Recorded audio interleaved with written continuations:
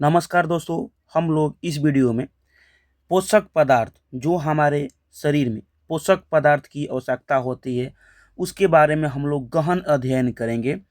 पोषक पदार्थ कितने प्रकार का होते हैं, देखिए आप लोग।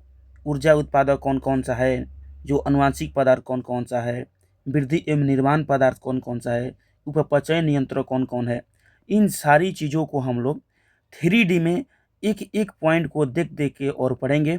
इस वीडियो को यदि आप लोग लास्ट तक देखते हैं तो इस टॉपिक से आप लोग के किसी भी एग्जाम्स कॉम्पिटिटिव एग्जाम में आप लोग का क्वेश्चंस नहीं छूटेगा। ठीक है, तो चलिए हम लोग स्टार्ट करते हैं। तो सबसे पहले हम लोग देखते हैं कि पोषक पदार्थ कहलाते कौन है, किसको हम लोग पोषक पदार्थ कहते हैं।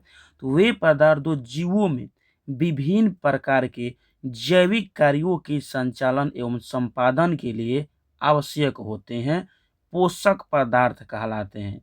मतलब कि हमारे जीवन के या किसी भी जीव के जैविक जो कार्य होता है, जो शरीर के अंदर जो कार्य होता है उसी को जैविक कार्य बोलते हैं। तो उन कार्यों को संचालन एवं संपादन करने के लिए जो आवश्यक होते हैं उसी को हम लोग पोषक पदार्थ कहते हैं। पोषक पदार्थ कितने प्रकार की होती है, तो पोषक पदार्थ 4 प्रकार के होते हैं। कौन कौन, देखिए एक होता है ऊर्जा उत्पादक। ऊर्जा उत्पादक होता है। ऊर्जा उत्पादक में कौन कौन होता है, वसा एवं कार्बोहाइड्रेट। और ये पोषक पदार्थ का विभाजन किस आधार पर हुआ है, उपयोगिता के आधार पर। उपयोगिता के आधार पर 4 प्रकार के पोषक पदार्थ होते हैं, जिनमें जो ऊर्जा उत्पादक है, ऊर्जा उत्पादक कौन कौन है, ऊर्जा उत्पादक कार्बोहाइड्रेट एवं वसा होता है। अनुवांशिक पदार्थ कौन होता है, अनुवांशिक पदार्थ न्यूक्लिक अम्ल होता है।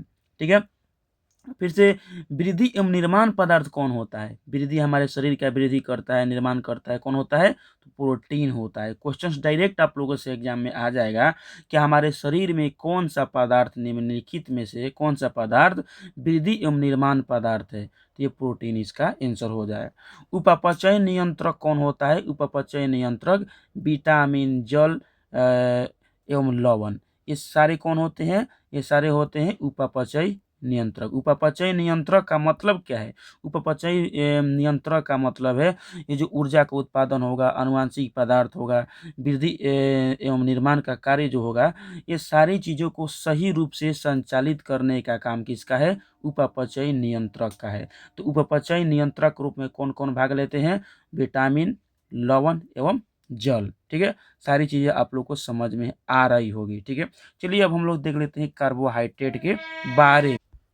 कार्बोहाइड्रेट जो है, कार्बोहाइड्रेट जो ये 3 तत्वों से मिलकर बनता है, जिसमें कौन कौन तत्व है, कार्बन, हाइड्रोजन, ऑक्सीजन।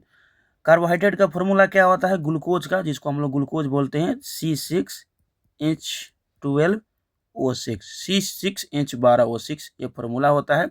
इसमें देख सकते हैं कि इसका अनुपात निकलिएगा तो 6:12, 6:12:6 हो जाएगा। ठीक है, तो इसको कटाइएगा तो 1, 2 और 1, तो CHO का अनुपात कितना होता है ग्लूकोज या कार्बोहाइड्रेट में, तो 1:2:1 होता है।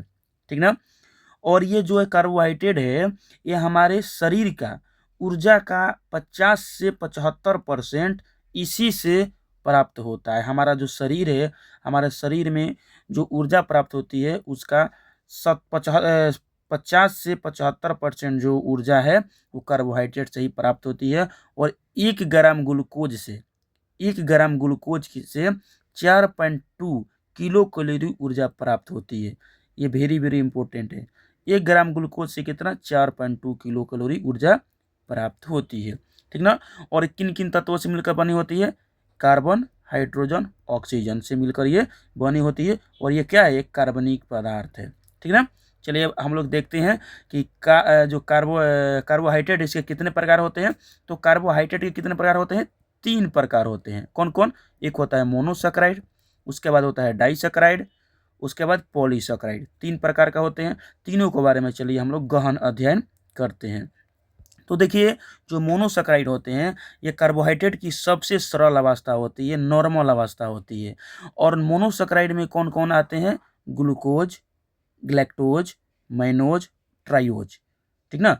इसको याद करके रखिएगा। कौन कौन आते हैं मोनोसेकेराइड में? मोनोसेकेराइड में आते हैं ग्लूकोज, गैलेक्टोज, मैनोज, ट्राइयोज, ठीक है। और कौन होते हैं मोनोसेकेराइड? मोनोसेकेराइड कार्बोहाइड्रेट की सबसे सरल अवस्था होती है, ठीक है। चलिए आइए हम लोग अब देखते हैं डाइसेकेराइड के बारे में।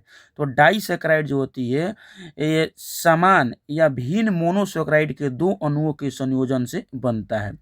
देखिए इसमें समान मोनोसेकेराइड भी रह सकते हैं और भिन्न भी रह सकते हैं। और दो सेकेराइड के मिलने से, दो मोनोसेकेराइड है उनके मिलने से ये डाइसेकेराइड का निर्माण होता है। जैसे कि देखिए ग्लूकोज, ग्लूकोज और फ्रुक्टोज जब मिलता है आपस में जुड़ता है तो क्या बनता है? सुक्रोज बनता है, ठीक ना। ग्लूकोज और ग्लूकोज मिलता है तो क्या बनता है? मल्टोज बनता है। ग्लूकोज प्लस गैलेक्टोज ये दोनों मिलेगा तो क्या बनेगा? लैक्टोज। इसको आपको याद करके रखना होगा। डायरेक्ट क्वेश्चन पूछ देता है कि सुक्रोज जो है किस किस मोनोसेकेराइड से मिलकर बना है। तो क्या होगा इसका आंसर? ग्लूकोज एवं क्या हो जाएगा इसका आंसर? ग्लूकोज एवं फ्रुक्टोज, ठीक है। तो ध्यान में रखना है डाइसेकेराइड दो भिन्न या समान मोनोसेकेराइड के अणुओं से मिलने से ये बनते हैं डाइसेकेराइड। और डाइसेकेराइड में कौन कौन आता है? सुक्रोज, माल्टोज, लैक्टोज, ठीक है। आगे देखिए पॉलीसेकेराइड के बारे में देखते हैं कि पॉलीसेकेराइड जो होते हैं ये जो मोनोसेकेराइड होते हैं उनके लंबी श्रृंखला होती है। देख सकते हैं कितनी श्रृंखला ये आपस में जुड़ी हुई है, ठीक ना। ये कितनी श्रृंखला आपस में जुड़ी है। जब बहुत सारे मोनोसेकेराइड आपस में जुड़ती है तो क्या बनती है? पॉलीसेकेराइड बनती है। और पॉलीसेकेराइड जो होती है ये जल में अघुलनशील होती है, ठीक ना। ये जल में अघुलनशील होती है। और इसका कौन कौन उदाहरण है? इसमें देखिए स्टार्च आती है, ग्लाइकोजन आती है, काइटिन आती है और सेलुलोज आती है। तो डायरेक्ट क्वेश्चन पूछता है कि निम्नलिखित में से कौन जो है कार्बोहाइड्रेट का पॉलीसेकेराइड रूप है? तो स्टार्च भी है, ग्लाइकोजन भी है, काइटिन भी है और सेलुलोज भी है। आप लोग ध्यान दिए होंगे कि ये टॉपिक आप लोग को बताया गया था कि अर्थोपोडा का जो बाह्य कंकाल होता है किसका बना होता है? काइटिन का बना होता है, ठीक ना। चलिए आगे देखते हैं हम लोग नेक्स्ट। कार्बोहाइड्रेट का कार्य एवं स्रोत। कार्बोहाइड्रेट जो है ऑक्सीकरण द्वारा शरीर की ऊर्जा आवश्यकता को पूरा करता है। शरीर में जो ऑक्सीजन के द्वारा जो हमारे शरीर में ऑक्सीकरण होता है उसके द्वारा इसका हमारे शरीर में ऊर्जा प्राप्त होता है। क्रेब्स चक्र के बारे में आप लोग पढ़े थे ना। क्रेब्स चक्र के बारे में आप लोग को पढ़ाया गया था, ठीक है। क्रेब्स चक्र के बारे में इसमें ऑक्सीकरण के द्वारा ग्लूकोज के द्वारा ही ऊर्जा प्राप्त होती है। और क्या करता है? ये भोजन का संचय करता है। ये भोजन का संचय होता है जैसे कि आप लोग जानते हैं कि यकृत जो है ग्लूकोज को ग्लाइकोजन के रूप में अपने पास रखता है, ठीक ना। ग्लाइकोजन के रूप में अपने पास रखता है, ठीक है। और ये क्या करता है कार्बोहाइड्रेट? ये विटामिन सी का निर्माण करता है। किसका निर्माण करता है? ये विटामिन सी का निर्माण करता है। और न्यूक्लिक अम्ल का भी निर्माण करता है। और जंतुओं का जो बाह्य कंकाल होता है वो भी किसका बना होता है? तो कार्बोहाइड्रेट का ही बना होता है। कार्बोहाइड्रेट का स्रोत कौन कौन है? कार्बोहाइड्रेट का स्रोत कौन कौन है? देखिए विजुअल तरीके से आप देखिएगा तो सारी चीज़ें याद हो जाएगी। कौन है? गेहूं हो जाएगा, चावल हो जाएगा, मक्का हो जाएगा, बाजरा हो जाएगा, ठीक है, आलू हो जाएगा, शकरकंद हो जाएगा, शलजम हो जाएगा। ये सारे कौन है? ये सारे कार्बोहाइड्रेट के स्रोत हैं भोजन के रूप में। चलिए आगे हम देखते हैं प्रोटीन के बारे में। प्रोटीन को द बिल्डर के नाम से जाना जाता है जो हमारे शरीर की मरम्मत करता है और विकास करता है। मानव शरीर का लगभग 15% भाग जो है प्रोटीन पाया जाता है। जितना हमारा बॉडी है, बॉडी का 15% किसका बना होता है? तो प्रोटीन का रहता है।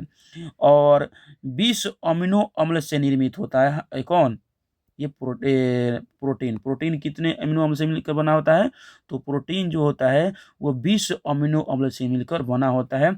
और इसमें नाइट्रोजन पाया जाता है। प्रोटीन में कौन सा तत्व पाया जाता है? तो आप लोग आंसर दीजिएगा कौन सा? नाइट्रोजन। देख सकते हैं सामने आप लोग को दिखाया गया है कौन सा? नाइट्रोजन, ठीक है। और प्रोटीन शब्द का सबसे पहले प्रयोग किसने किया था? तो जेवर्जिलियस ने किया था। प्लीज़ मेरे भाई वीडियो को आप लोग शेयर कर दीजिए ताकि दूसरों कैंडिडेट को भी प्रॉफिट हो। इस तरह का कंटेंट बहुत ही कम आप लोग को देखने के लिए मिलेगा। कितना भी बड़े बड़े टीचर हो लेकिन इस तरह आप लोग को समझाने वाला वीडियो बहुत ही कम मिलेगा। सारी चीज़ विजुअल तरीके से आप लोग देख सकते हैं। ये प्रोटीन है, ठीक है, ये प्रोटीन है पूरा। और प्रोटीन देख सकते हैं किस तरह आपस में एमिनो अम्ल से मिलकर बना होता है, ठीक है। और इसके बीच में क्या होता है, नाइट्रोजन होता है, ठीक है। आगे देखते हैं कि जो प्रोटीन का संश्लेषण जो होता है ये कितने अमीनो अम्ल से मिलकर बना होता है, 20 अमीनो अम्ल से मिलकर बना होता है, जिसमें जिसमें 20 अमीनो अम्ल से मिलकर बना होता है, जिसमें भोजन के द्वारा जिसमें से हमारे बॉडी जो है 10 का संश्लेषण स्वयं कर देता है, ठीक है। 10 का संश्लेषण हमारा स्वयं बॉडी करता है, और 10 का संश्लेषण भोजन के द्वारा, और 10 की प्राप्ति किसके द्वारा होती है, भोजन के द्वारा होती है। संश्लेषण जो हमारा बॉडी में 10 का निर्माण हो जाता है, ठीक है, और 10 हम लोग भोजन के द्वारा प्राप्त करते हैं, ठीक ना। और प्रोटीन का सबसे प्रमुख स्रोत कौन सा है, प्रोटीन का मुख्य स्रोत कौन कौन सा है, सोयाबीन एवं मूंगफली। इन दोनों में प्रोटीन बहुत ही अच्छी मात्रा में पाया जाता है। और एक कार्यशील जो महिला होती है उसको प्रतिदिन कितना ग्राम प्रोटीन की आवश्यकता होती है, प्रतिदिन 45 ग्राम प्रोटीन की आवश्यकता होती है। चलिए अब हम लोग देखते हैं प्रोटीन के प्रकार। प्रोटीन भी 3 प्रकार के होते हैं, एक सरल प्रोटीन, संयुग्मी प्रोटीन, और एक होते हैं व्युत्पन्न प्रोटीन, ठीक है। तो जो सरल प्रोटीन होते हैं ये केवल अमीनो अम्ल के बने होते हैं। इनके उदाहरण कौन है, ये एल्ब्यूमिन्स, देख सकते हैं केवल और केवल ये अमीनो अम्ल से मिलकर बना है। उसके बाद देखिए एक होता है संयुग्मी प्रोटीन। संयुग्मी प्रोटीन जो होता है ये अणुओं के साथ समूह इसमें जुड़े रहते हैं। ये देखिए ये अणु जो होते हैं इसके साथ एक समूह जुड़ गया, इसको बोलते हैं संयुग्मी प्रोटीन। ये इसका उदाहरण क्या है, ग्लाइकोप्रोटीन। ग्लाइकोप्रोटीन जो होता है ये संयुग्मी प्रोटीन होता है। उसके बाद देखिए एक होता है व्युत्पन्न प्रोटीन। व्युत्पन्न प्रोटीन जो होता है ये जल के अपघटन के फलस्वरूप ये बनता है। आप लोग देख सकते हैं कि ये टूट गया है, आपस में चारों तरफ से अलग अलग खंडों में टूट गया है। ये जल के अपघटन से बनते हैं। और इसके उदाहरण कौन कौन है व्युत्पन्न प्रोटीन के, तो ये पेप्टोन जो होता है, पेप्टोन, पेप्टिन, ये सब कौन सा है, ये व्युत्पन्न प्रोटीन का उदाहरण है, ठीक है। प्रोटीन के महत्वपूर्ण कार्य क्या है, तो प्रोटीन जो होता है ये कोशिकाओं एवं ऊतकों का निर्माण करता है। हमारे बॉडी में देख सकते हैं किस तरह ये मतलब कि काम करता है। ये शरीर के मरम्मत करता है, वृद्धि करता है, और कोशिकाओं का निर्माण एवं मरम्मत करता है, ठीक ना। देख सकते हैं रिंच लिया है, चश्मा पहना है, मतलब ये हमारे शरीर का इंजीनियर है, हर काम को ये कर देता है आसानी से, डॉक्टर है, ठीक ना। चलिए आगे देखते हैं हम लोग कि इसका और का क्या-क्या काम है। ये आनुवांशिक लक्षणों का नियंत्रण करता है, जो आनुवांशिक लक्षण है उसका भी नियंत्रण करता है।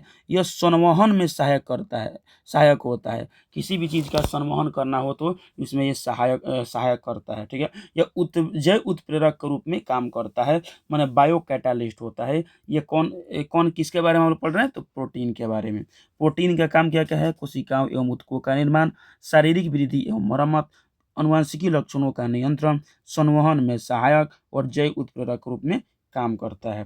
बच्चों में प्रोटीन की कमी से देखिए कौन कौन सा रोग होता है। बच्चों में प्रोटीन की कमी से एक होता है क्वाशियोरकर रोग, ठीक है, और एक होता है मरासमस। जब मरासमस बीमारी होती है तो मांसपेशियां पूरी तरह से ढीली हो जाती है और शरीर सूखा पड़ जाता है। इसी को कहते हैं सूखा रोग। जब प्रोटीन की कमी होती है तो सूखा रोग होता है, और इसमें मांसपेशियां क्या हो जाती है, ढीला पड़ जाती है, ठीक ना। इसको सूखा रोग कहते हैं, देख सकते हैं सामने दिखाई दे रहा है। क्वाशियोरकर जो बीमारी होती है इसमें क्या होता है, क्वाशियोरकर में हाथ और पाँव पूरी तरह से दुबला पतला, देख सकते हैं कितना पतला पतला हो गया है, और पेट बाहर की ओर निकल जाता है इस बीमारी में। आप लोग कभी कभी हॉस्पिटल में गए होंगे तो इस तरीके का कोई बच्चा होगा जो इस बीमारी से ग्रस्त होगा, वो प्रोटीन की कमी के कारण होता है। तो ध्यान में रखना है कि मरासमस किसको बोलते हैं और क्वाशियोरकर किसको बोलते हैं, ठीक ना।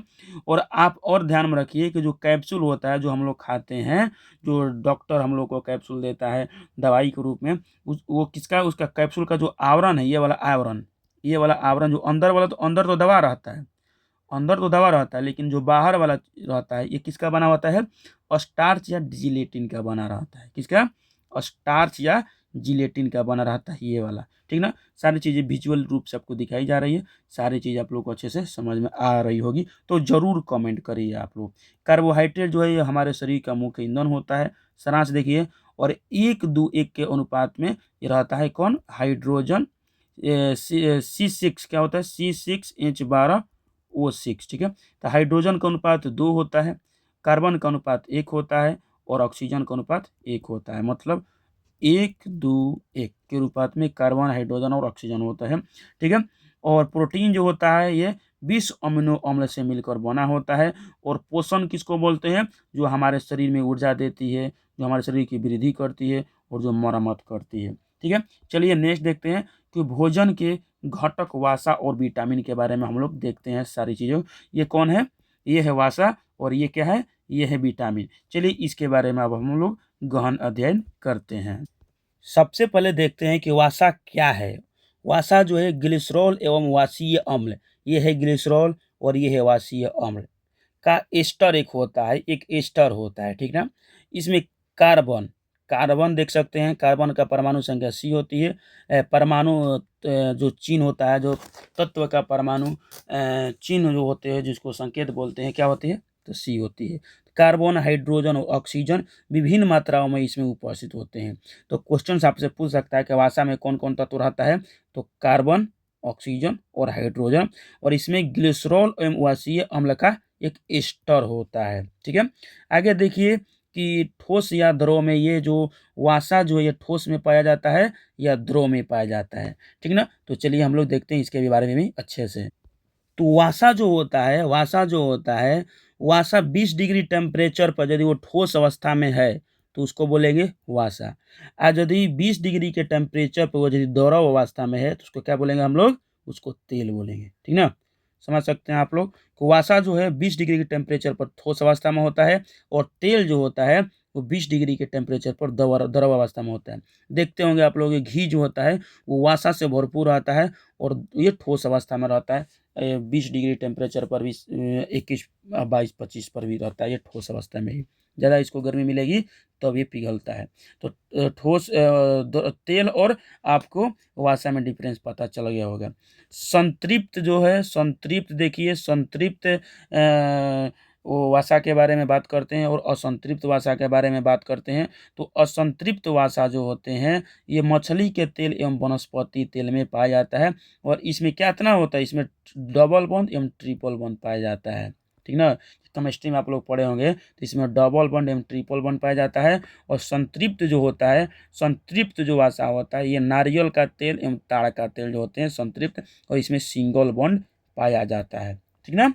तो ध्यान में रखना है कि संतृप्त कौन कौन सा वसा है। संतृप्त वसा में आता है नारियल का तेल एवं ताड़ का तेल, और असंतृप्त में मछली का तेल एवं वसा का तेल। और हमारे शरीर के लिए सबसे ज़्यादा लाभदायक कौन सा तेल है, कौन सा वसा है, तो ये असंतृप्त मछली का तेल एवं वनस्पति का तेल जो है हमारे शरीर के लिए ज़्यादा आवश्यक है, ठीक है। आगे देखते हैं कि ऊर्जा का पावर हाउस, ठीक है। ऊर्जा का पावर हाउस के बारे में देखते हैं। 1 ग्राम वसा से 9.3 किलो कैलोरी ऊर्जा प्राप्त होती है, समझ लीजिए, ठीक है, 1 ग्राम वसा से। वहीं आप लोग देख रहे थे कि 1 ग्राम ग्लूकोज से कितना ग्लूकोज से कितना प्राप्त हो रहा था, तो ग्लूकोज ग्लूकोज से कितना तो 4.2 किलो कैलोरी, ठीक ना। और वहीं 1 ग्राम वसा से कितना 9.3 किलो कैलोरी, समझ लीजिए 2 गुना प्राप्त होता है ये कार्बोहाइड्रेट की तुलना में वसा से, ठीक ना। 1 ग्राम वसा से 9.3 किलो कैलोरी और 1 ग्राम वसा से 9.3 और 1 ग्राम जो ग्लूकोज था उससे 4.2 किलो कैलोरी, ठीक ना। ये तो आप लोग इस ध्यान में रखना है। एक वयस्क व्यक्ति जो है उसके शरीर में ऊर्जा जो है वो 20 से 25% वसा से प्राप्त होती है। कितना कहाँ प्राप्त होती है, 20 से 30% ऊर्जा जो है वो वसा से प्राप्त होती है। और शरीर में इसका संश्लेषण कहाँ होता है, माइटोकॉन्ड्रिया में होता है।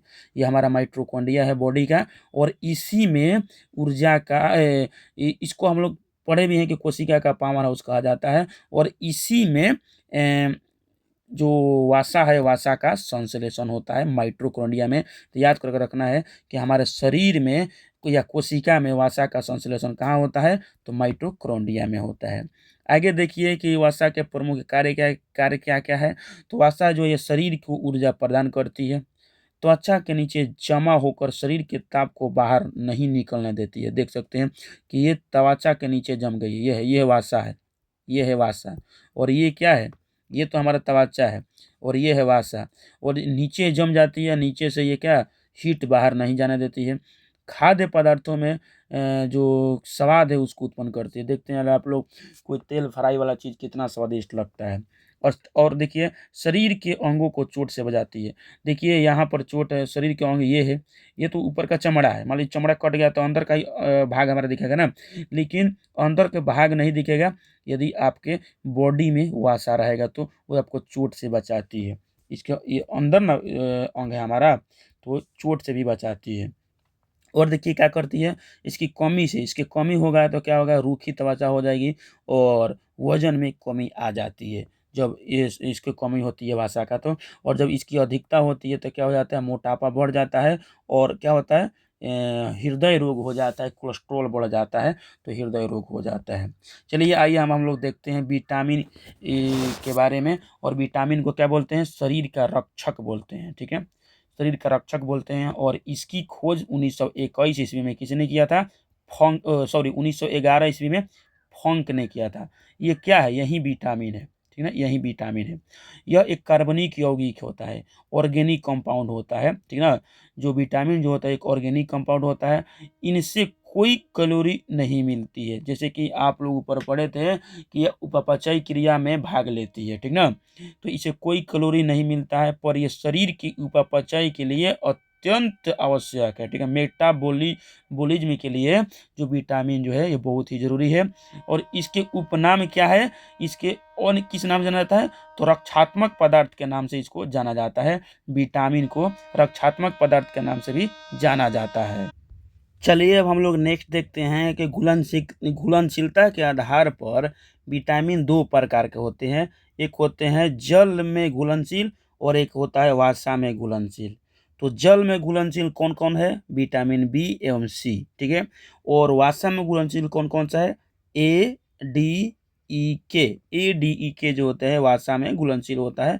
आप लोग देख लीजिए, विजुअल तरीका से आप लोग को दिखाया गया है। ठीक है, तो बी सी जो होता है ये जल में घुलनशील होता है। कौन कौन, बी एवं सी। बी सी जो होता है ये जल में घुलनशील होता है। और ए डी ई जो के होते हैं ये जल में घुलनशील नहीं होते हैं, ये वसा में घुलनशील होते हैं। ठीक ना, चलिए हम लोग अब नेक्स्ट देखते हैं। नेक्स्ट होता है, नेक्स्ट देखिए, नेक्स्ट जो होता है शरीर में निर्माण। शरीर में हमारा बॉडी में जो विटामिन है इसका निर्माण नहीं होता है, इसका संश्लेषण हमारे बॉडी में नहीं होता है।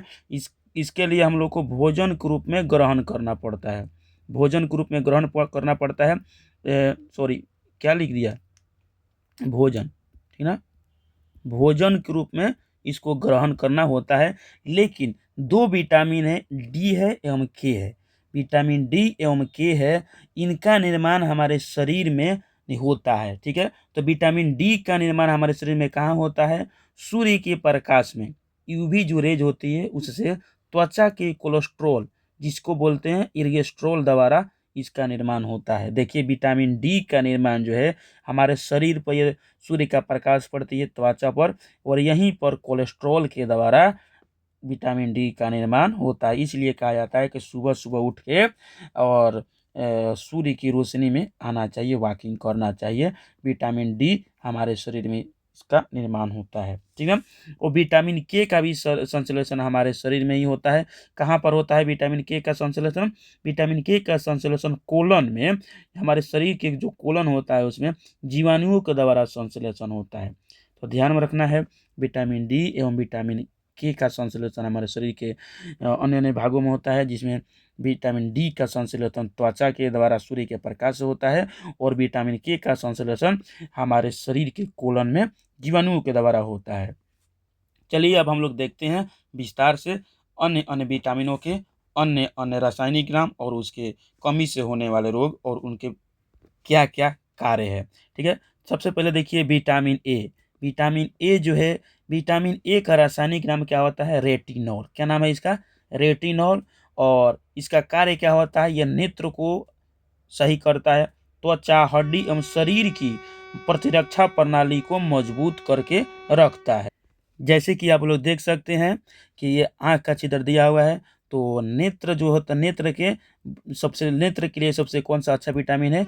विटामिन जो है, ये विटामिन ए जो है नेत्र के लिए सबसे ज़्यादा ज़रूरी होता है, ठीक है ना? और ये त्वचा, हड्डी एवं शरीर के प्रतिरक्षा प्रणाली को मजबूत करता है और इसका रासायनिक नाम रेटिनॉल है। और ये किससे प्राप्त होता है? ये गाजर से ज़्यादा, गाजर में, ये पालक में, हरियर जो सब्जियाँ होती हैं, उसमें ज़्यादा इसकी मात्रा रहती है।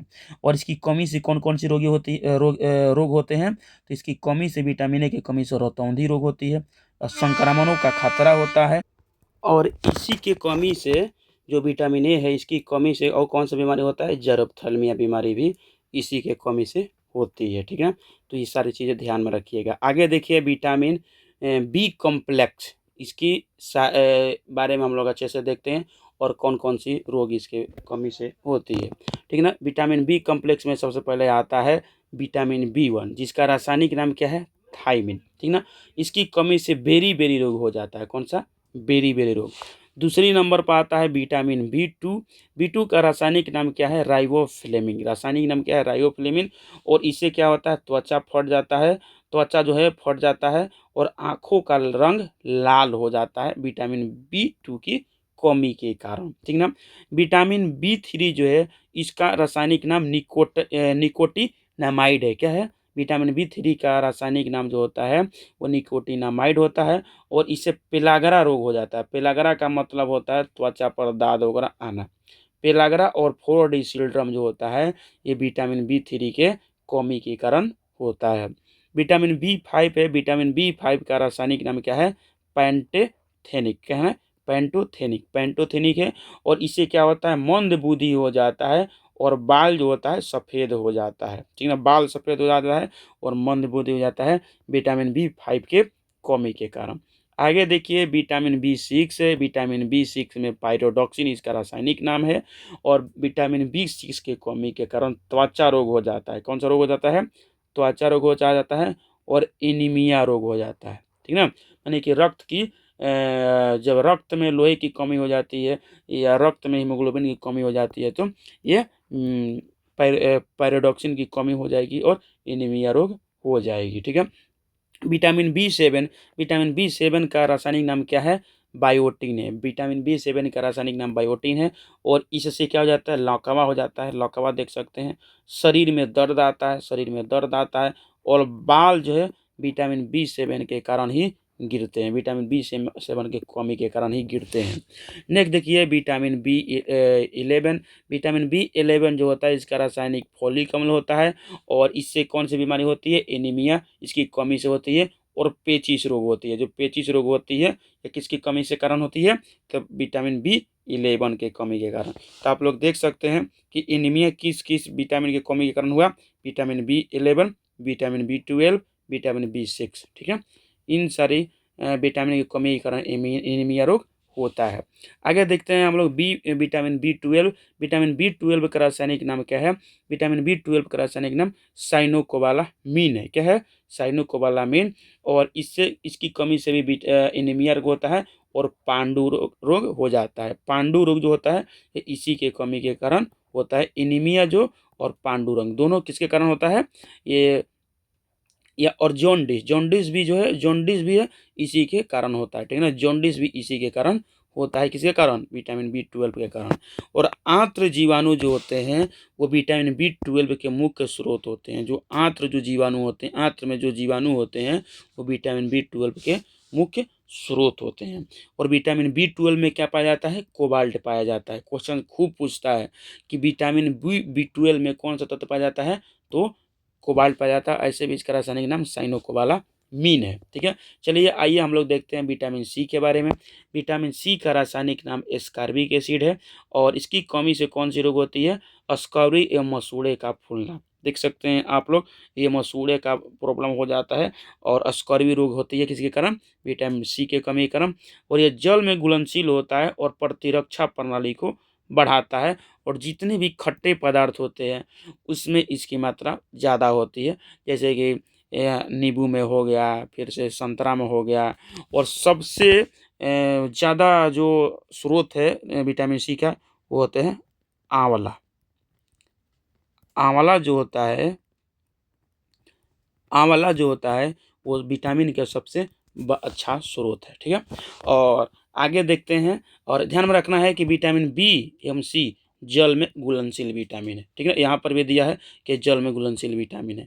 नेक्स्ट देखिए विटामिन डी के बारे में। विटामिन डी का रासायनिक नाम कैल्सीफेरॉल है, और इसके कमी से कौन कौन सा रोग होता है? बच्चों में रिकेटस बीमारी हो जाती है, इसमें मुड़ी हुई हड्डियाँ जो है मुड़ जाती है, हड्डियाँ जो होते हैं वो मुड़ जाती है। और वयस्क में क्या होता है? वयस्क में ऑस्टियोमलेशिया हो जाता है। ठीक ना, बट बच्चों में क्या हो जाता है? बच्चों में रिकेटस बीमारी होती है विटामिन डी के कमी के कारण, और वयस्क में ऑस्टियोमलेशिया रोग हो जाता है। ठीक ना, आगे देखिए विटामिन ई के बारे में। विटामिन ई का रासायनिक नाम टेकोफेरॉल है, और इसकी कमी से जनन शक्ति का कम हो जाना होता है। इसकी कमी के कारण जनन शक्ति कम हो जाता है। विटामिन के देखिए नेक्स्ट। विटामिन के का रासायनिक नाम है फिलिक्विनोन, और फिलिक्विनोन के कमी के कारण रक्त का थक्का नहीं बनना होता है, माने रक्त थक्का नहीं बन पाता है। इसमें निष्कर्ष देखिए क्या है? निष्कर्ष ये है कि वसा जो है ऊर्जा और सुरक्षा दोनों देती है। जो वसा जो होती है वो क्या करती है? ऊर्जा एवं सुरक्षा दोनों देती है। आप लोग देख चुके हैं ऊपर पढ़ के। विटामिन क्या करती है? उपापचय और रक्षा के लिए अनिवार्य है। मतलब कि जो वसा है ऊर्जा और सुरक्षा करती है, और विटामिन उपापचय और रक्षा करती है। ठीक ना, और एक स्वस्थ जीवन के लिए संतुलित आहार लेना बहुत ही जरूरी है, जो कि आपके सामने ये दिखाया गया है। ये संतुलित आहार है। यदि आप स्वस्थ रहना चाहते हैं तो आपको संतुलित आहार लेना बहुत ही जरूरी है। ठीक ना, अब हम लोग देखते हैं कि हमारे शरीर के अंदर भी जितने भी खनिज लवण है, न्यूक्लिक अम्ल है, उसके बारे में हम लोग देखते हैं। जो जीवन के आधारभूत जो है ये तत्व है। ठीक ना, जो नियामक होते हैं, ये ब्लूप्रिंट होते हैं, और माध्यम का कार्य हमारे शरीर में करते हैं। ठीक ना, चलिए आगे देखते हैं हम लोग। नेक्स्ट क्या दिया हुआ है? खनिज लवण के बारे में सबसे पहले देखते हैं। शरीर का ये नियामक होता है। जो खनिज लवण जो होता है ये शरीर का नियामक होता है। इसके बारे में सबसे पहले देखिए, यह शरीर की उपापचयी क्रियाओं को नियंत्रित करता है। जिस तरह विटामिन हमारे शरीर के उपापचयी क्रियाओं का नियंत्रण करता था, उसी तरह हमारा खनिज लवण भी हमारी उपापचय क्रियाओं का नियंत्रण करता है।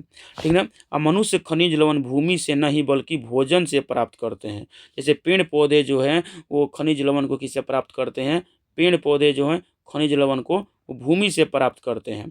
लेकिन हम लोग कैसे प्राप्त करते हैं? सॉरी, जो पेड़ पौधे जो है वो खनिज लवण को जल और खनिज लवण को भूमि से प्राप्त करते हैं, लेकिन हम लोग खनिज लवण जो है भोजन के रूप में प्राप्त करते हैं। हमारे शरीर में 15 से अधिक खनिज लवण पाए जाते हैं, जो कुल वजन का 4 से 5% क्या होते हैं? खनिज लवण होते हैं। प्रोटीन कितना होता है? 15%। ठीक ना, तो ध्यान में रखना है हमारे कुल वजन का कितना परसेंट खनिज लवण होता है? तो 4 से 5% होते हैं। और महत्वपूर्ण नोट में देखिए क्या है? गर्भवती स्त्रियों में प्रायः कैल्शियम और आयरन की कमी हो जाती है। जो गर्भवती महिलाएं हैं उनमें आयरन एवं कैल्शियम की कमी हो जाती है, क्योंकि उस टाइम बच्चे का पालन पोषण अंदर पेट में होता है। आगे देखिए कि सोडियम और पोटेशियम जो होता है इसका कार्य क्या है? सोडियम और पोटेशियम जो इलेक्ट्रोलाइट के रूप में कार्य करता है। यह हमारे शरीर में 2 से 5 ग्राम आप लोगों को आपका जरूरी है। ठीक है, 2 से 5 ग्राम रहता है, और पेशियों का संकुचन करता है, तंत्रिका आवेग का संचरण करता है, विद्युत अपघट्य को संतुलन को बनाए रखता है, और कोशिका बाह्य द्रव्य में ये धनायन के रूप में कार्य करता है। इतना इसका कार्य है। किसका? सोडियम का। सोडियम का शरीर में हमारा काम क्या है? ये पेशियों का संकोचन करता है, तंत्रिका आवेग का संचरण करता है, विद्युत अपघट्य संतुलन को बनाए रखता है, और कोशिका बाह्य द्रव्य में धनायन बनाता है। पोटेशियम का काम क्या है?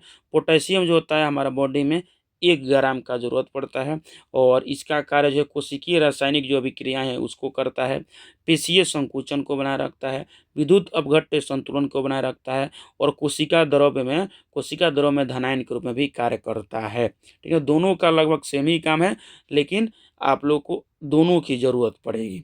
आप लोग देख सकते हैं कि किस तरह एक पोटेशियम और सोडियम का कार्य जो विद्युत जो अपघट्य संतुलन है उसको बनाए रखना है, और तंत्रिका जो आवेग है, जो तंत्रिका आवेग हमारे बॉडी में है, जो मस्तिष्क में आप पढ़े थे, तो उसका संचरण में ये सहायता करते हैं। कौन कौन? सोडियम एवं पोटेशियम। नेक्स्ट देखिए, कैल्शियम और फास्फोरस के बारे में देखते हैं हम लोग। देखिए हमारा बॉडी का जो हड्डी है, हमारे बॉडी का जो भी पार्ट बना है हड्डी से बना है, और हड्डी किस तरह बना है आप लोग देखिए। जो कैल्शियम और फास्फोरस जो होते हैं, इससे हड्डी का निर्माण होता है। भी देखिए, सबसे पहले कैल्शियम, कैल्शियम जो है हमारे शरीर में 1.2 केजी ग्राम की ज़रूरत पड़ती है, ठीक ना। डेली डेली इतना जरूरत ग्राम आपको ज़रूरत पड़ेगी, ठीक ना। विटामिन के साथ, विटामिन के साथ हड्डियों तथा दांतों को दृढ़ता प्रदान करता है। कैल्शियम जो होता है ये विटामिन के साथ मिलके हड्डियों तथा दांतों को दृढ़ता प्रदान करता है, और रुधिर के स्कंदन और पेशीय संकुचन में मुख्य भूमिका निभाता है। कौन? कैल्शियम। फास्फोरस क्या है? फास्फोरस भी 1.2 ग्राम का जरूरत पड़ता है डेली, और कैल्शियम के साथ मिलकर, कैल्शियम के साथ मिलकर दांतों तथा फास्फोरस को मजबूती देता है।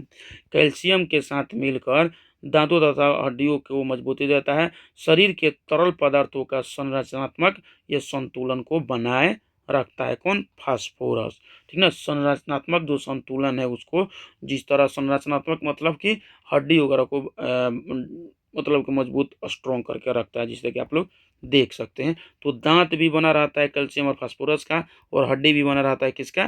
कैल्शियम और फास्फोरस का। हड्डी में विटामिन के साथ कैल्शियम मिलकर इसका निर्माण करता है, ठीक ना।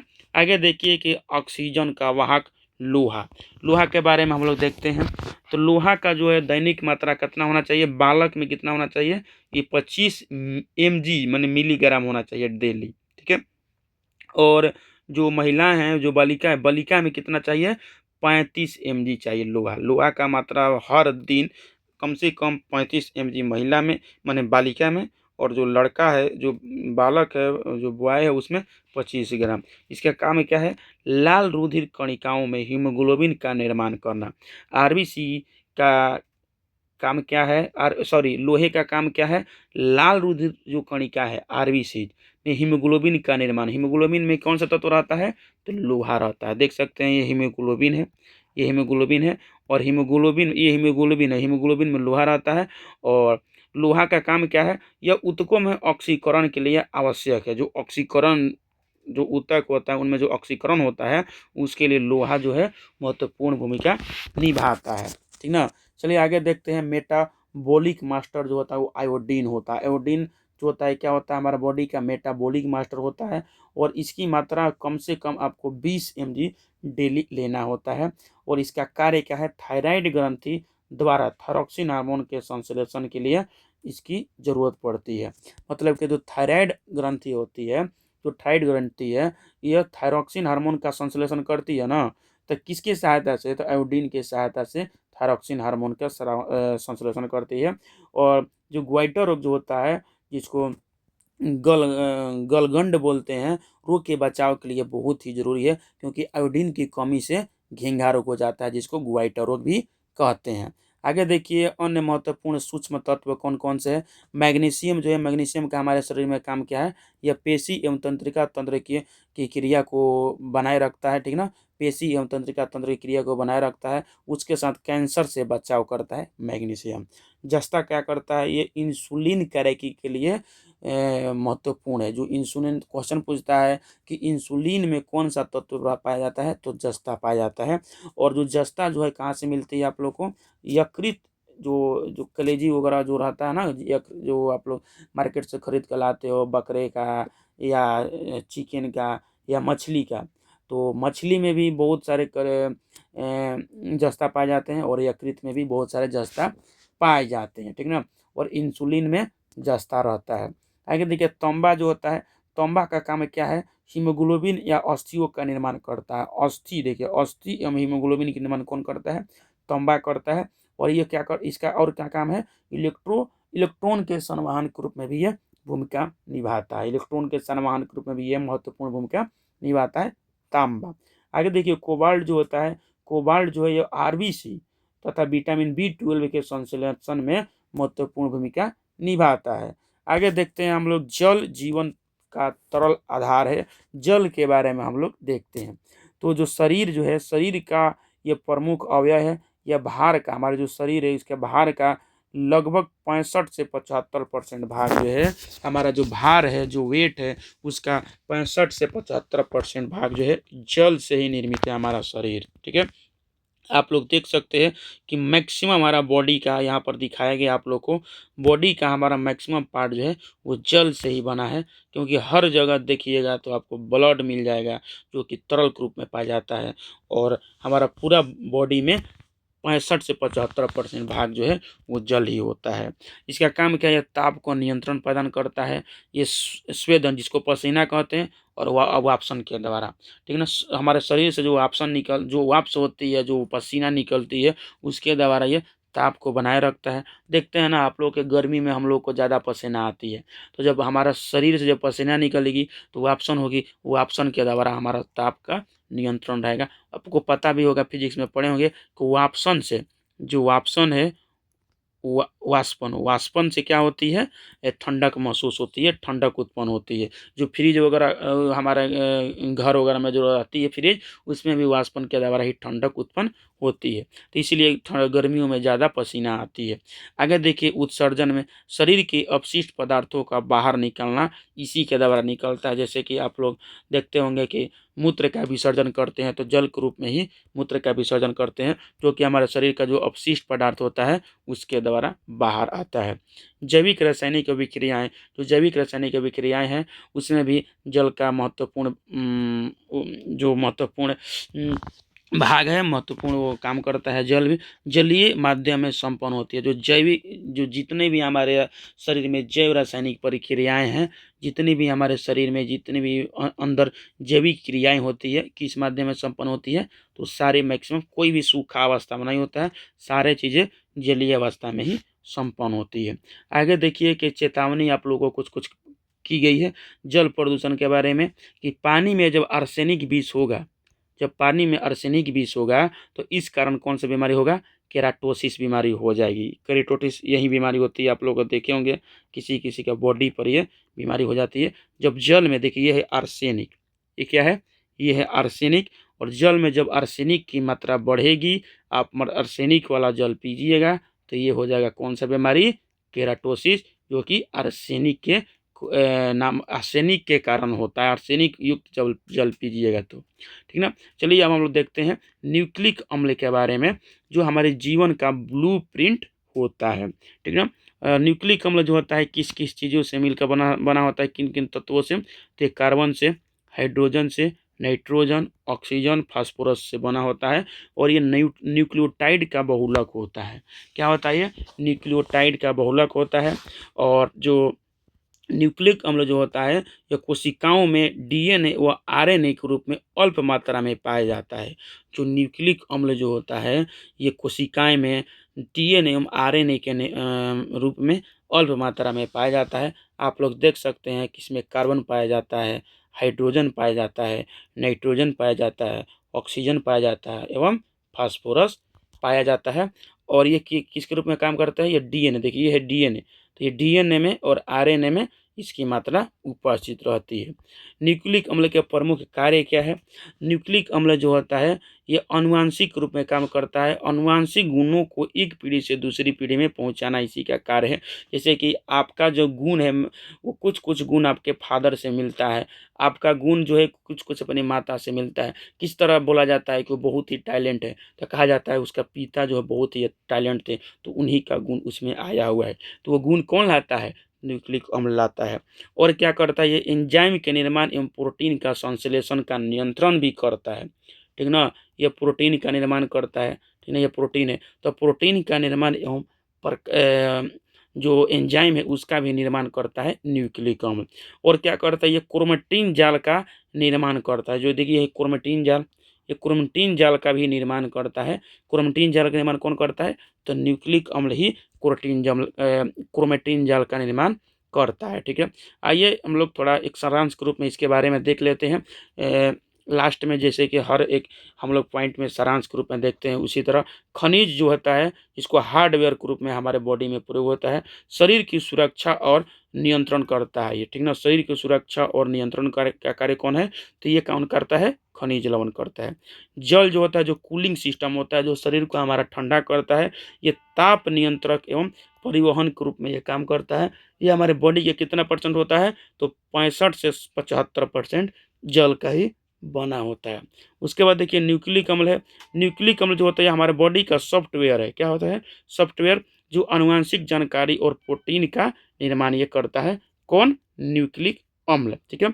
और ये जो तत्व हैं, ये सारे जो तत्व हैं, ये सारे तत्व मिलकर हमारे शरीर को एक मशीन मशीन को, अब जो हमारा शरीर जो है मशीन के रूप में है, उसको सुचारू रूप से चलाने में सहायता करते हैं। जो आप लोग ये सारी चीज़ें पढ़ चुके हैं, ये सारी चीज़ें मुझे आशा है और उम्मीद है कि आप लोग को अच्छे से समझ में आई होगी। और जो भी चाहते हैं कि डेली डेली आप लोग को एक टारगेट देकर, एक टारगेट देकर और डेली उसका क्यूज कराया जाए जीके का, तो हमारे टेलीग्राम ग्रुप में ज्वाइन हो जाइए। इस वीडियो के डिस्क्रिप्शन बॉक्स में लिंक है, या जाकर आप लोग टेलीग्राम में सर्च कीजिएगा ड्रीम सक्सेस सक्सेस ब्रो, ठीक है ना। ड्रीम सक्सेस ब्रो आप लोग सर्च करिएगा तो हमारा ग्रुप मिल जाएगा। वहाँ पर डेली होमवर्क दे देके और डेली आप लोग का क्यूज कराया जाता है। क्यूज करने से ये प्रॉफिट होता है कि आपने क्या पढ़ा है, क्या नहीं पढ़ा है, सारी चीज़ें आपकी पता चल जाती है कि आपने आज कितने पढ़े हैं, कितने आपने अध्ययन किया है, ठीक है। तो जो भी चीज़ें, सारी चीज़ें पढ़ाए हैं, वीडियो के थ्रू आप लोगों को बताए हैं। और इसी वीडियो को देख देख के और हमारे टेलीग्राम ग्रुप पर यदि क्यूज करना चाहते हैं तो टेलीग्राम से जुड़िए, और डेली आप लोग को होमवर्क दे दे के, जो होमवर्क दी जाएगी उसी में से आप लोग को डेली क्यूज कराई जाती है। जैसे कि ये सारे टॉपिक आप लोग पढ़ चुके हैं, तो इसी में से आप लोग को क्यूज कराई जाती है। तो हमारे चैनल को सब्सक्राइब कर लीजिए, ठीक ना, यदि आप लोग अभी नहीं किए हैं तो, ठीक है। और दोस्तों को भी ज़रूर वीडियो को शेयर करिएगा, क्योंकि इसमें हर एक चीज़ को अच्छे से समझा दी गई है। कोई भी पॉइंट आप लोग को समझ में नहीं आ रहा होगा तो कमेंट करिएगा, मैं और अच्छे से समझाने की कोशिश करूँगा। थैंक यू मेरे भाई, दिल से थैंक यू आप सभी को।